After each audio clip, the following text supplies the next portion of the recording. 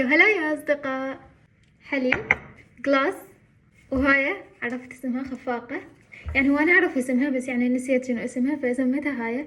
المهم بما إنه الآيس كوفي اللي سويتها البارحة إنه مخططة وهيجي صارت مو عدلة وتنمرت على شكلها، فاليوم قررت أسويها عدلة. دايما قلت لكم أسويها مخططة وهيجي، فأنا اليوم مصرة إنه أسوي الخطوط عدلة. فهسه بالبداية خليت كراميل هنا بنهاية الجلاس. كراميل هاي المرة مو كاكاو، على المود تصير كلش عدلة ونفس ما يسووها بالفيديوهات. وندمرها كراميل. هسه راح ارفعها واخلط 1 2 3. ليش ما قاعد تضبط؟ احس هاي الحركة احلى من ما بخطوطه هيجي، وانا احاول اقنع نفسي. فشوفوا هاي فكرة جديدة، صار الجلاس كله كراميل. خلينا نخلي الايس كوفي ونشوف شلون راح يصير شكلها.